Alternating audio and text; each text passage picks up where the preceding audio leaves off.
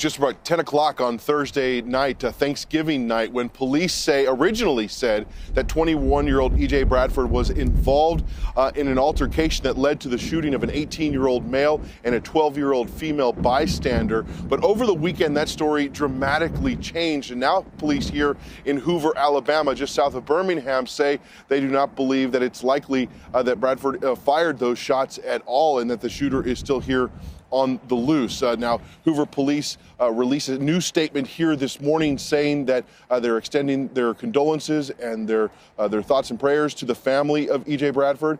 But they also say that they have clear evidence that suggests that Bradford brandished a weapon in the seconds after the shooting erupted there inside the mall, and that led to that chaotic situation. We're so sorry for your loss and how it had to happen this way and how you had to find out about this. Mr. Bradford, we here on New Day on Friday reported on this as though the gunman had been shot and killed by police. That's what the police statement said. That's what our police sources said. And then the story changed. And it turned out that your son, your 21-year-old son, who has no criminal record, was the person who was shot and killed, and the gunman is still on the loose. What have police told you about this horrible mistake?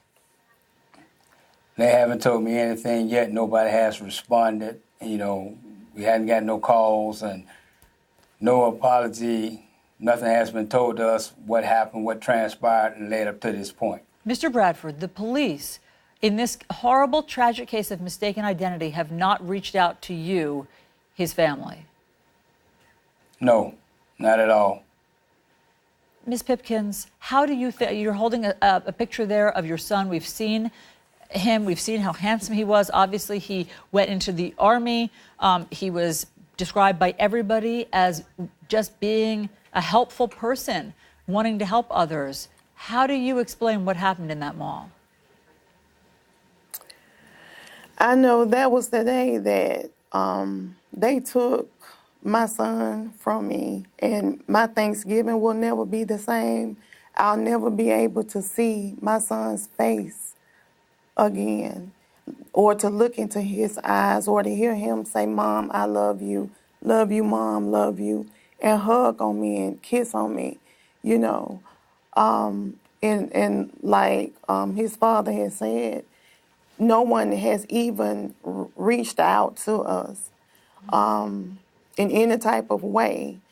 So my Thanksgiving will never be the same, because this is the you know, when I lost my son, and you know, not knowing, not even knowing if I'll be able to have an open casket, you know, to see him again. I'm just at a loss of words right now. Understood.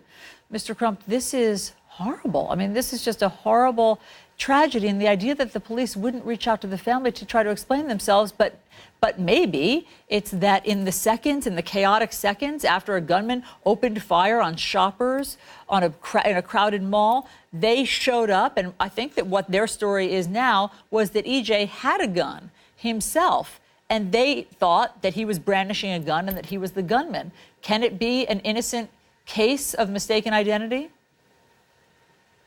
Well, it's awfully ironic that they're asking for this family to give them the benefit of the doubt, the benefit of consideration, Allison, even though they didn't give EJ Bradford the benefit of the doubt and consideration when this off-duty police officer who was doing private security for the Galleria Mall pulled the trigger, we believe, unjustifiably. Several witnesses have reached out to us and said it was in milliseconds. He offered no verbal commands. He didn't say freeze, police, anything. He just saw a young black man with a gun and he shot.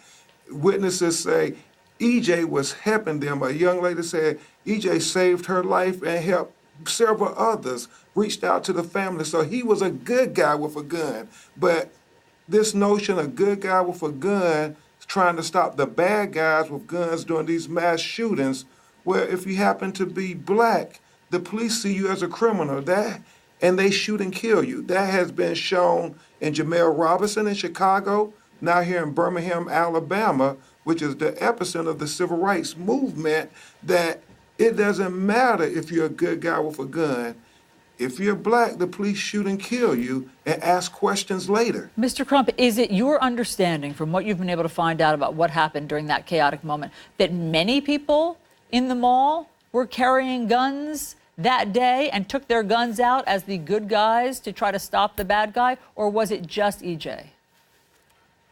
Well, we understand now that there was a shooting before this, and after they shot EJ, witnesses have said there was more shooting. So this would have suggested to the police that EJ was not the person who shot the gun if they're still shooting afterwards. But very important, the video tells us everything, Allison, to heal this community and give trust to this family and sever in the community. What the police should do, what the family is demanding, is release the video. You don't need to say no more. Release the video, because they don't trust the police department, because they've already lied to them and pulled the trigger, and the Hoover Police Department pulled the trigger and released his picture all over the world, saying that he was a shooter, and they said the officer was a hero. Can you imagine how that made these parents feel? No. They knew their child. I can't. Who they raised. And so, Mr. Bradford, you also, it should be said, are 25 years a correctional officer. You're in law enforcement. You know police and are friends with them in this area. So have you asked them for the video, and have you asked them why they're not reaching out to your family and making some sort of compensation to you? You called in. No, I haven't, because I think that's just showing respect for another person, regardless of where I worked or how long I worked there. You should just obviously do that to a parent and let that parent know, hey, my condolences, I'm sorry, we made a mistake. That's all I wanted to say. You know, just come out and call me as mother and say, hey, Ms. Bradford, can we sit down and have a talk? And then I'll talk to you. But my thing is, you show me lack of respect, his mother lack of respect, my son lack of respect, because you allowed him to lay there in the mall with his bleeding out. You never covered him up. You got people putting stuff all on Facebook, you know, social media. My son's brains blowed out, and his grandmother couldn't take it. She almost passed out yesterday. And, you know, you covered my son's body up. You just let him lay there in the open, and everybody was just taking pictures and videos. So, you know, that's disrespectful. Yeah. And it hurts me as a father, and it hurts me as a person that worked so long for law enforcement, and just to get that disrespect. That's disrespect totally across the board. Yeah.